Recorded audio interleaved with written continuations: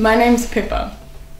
When I first got interested in dancing, I was really young. I did mum and dad, I think, to get rid of my energy as a kid, enrolled me in like a very hippie, loose, free movement thing where I just ran in circles for an hour a day.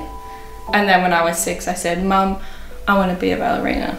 And then for Christmas, she put me in a jazz ballet class.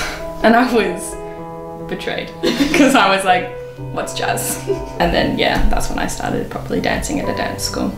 Yeah, I think since lockdown, I stopped dancing at all. I used to dance on both Saturday and Sunday, full days. And I used to dance on Tuesday nights, Thursday nights, and Friday nights. I like dancing because I think it brought me really good community when I needed it, especially in high school when I had no friends for periods of time. I think that I appreciate very much my physical understanding of my body and my body in space and how my body relates to other people. I don't think that that's something that people think about a lot, but I'm very glad that I've had that experience, and I don't know, I think it's a really beautiful art form to be able to connect with people and be sounds kind of gross, but super physically close to people in but non-romantic senses. At the end of the day, dance is all about expression, and I think the true power in dance lies in doing it yourself. I don't necessarily think it's about the spectatorship of it. I think it's about being present in your body and moving it around a space, and I'm never as present as I am than when I'm dancing. And I think it's maybe one of the only things that made me think critically about who I am, what I do, and how I relate to the world.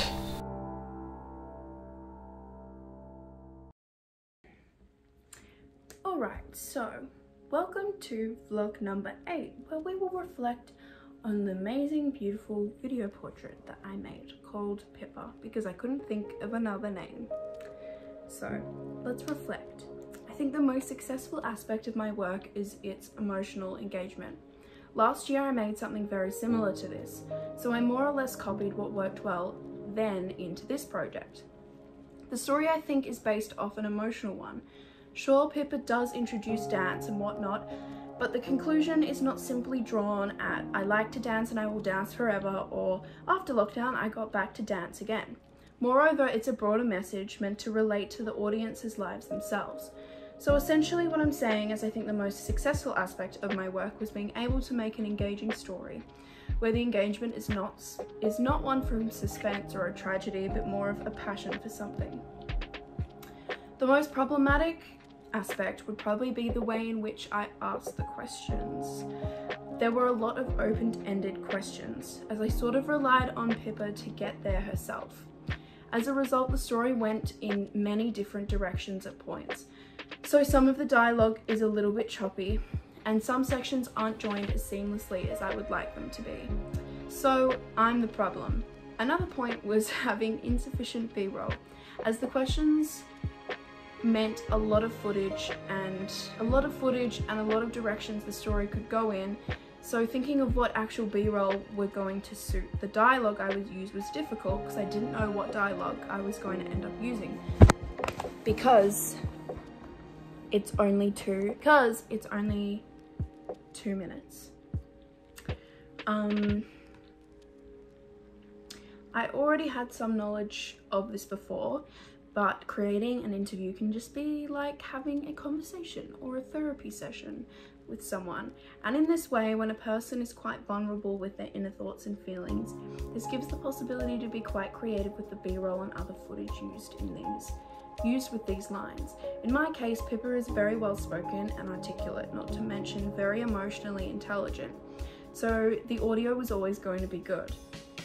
I think I learnt that there are so many possibilities to be more poetic in a sense with the camera shots, and that the footage over the interviews or in the interviews don't need to be conventional or boring, that having to match it with the tone of voice is what will make it the most engaging.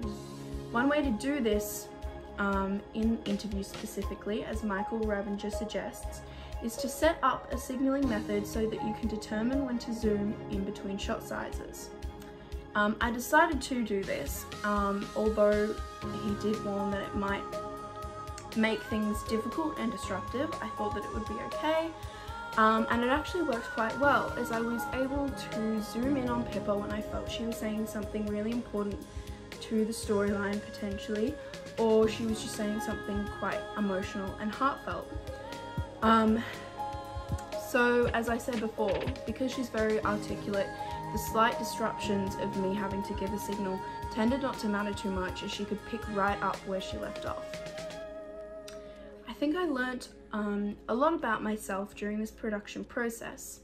As I said before, I've made something similar to this, so I'm starting to recognize my style as a media producer in documentary form anyway.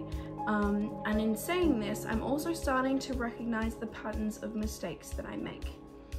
I think I tend to go into interviews a little unprepared with where I want the story to go, hence having too many open-ended questions. I think this matters as it would help with shooting to edit. Being spontaneous and doing the creative part in post is becoming a bit of a habit for me. And in this production, I had footage of 100 different video portrait stories. I had dance in lockdown, dance in when you were a kid, dance mentally, dance when you were being bullied. Like, there was just so many ways that it could have gone. And I did have like an hour of interview footage, which I definitely didn't need for 2 minutes, which also made it harder to cut it down.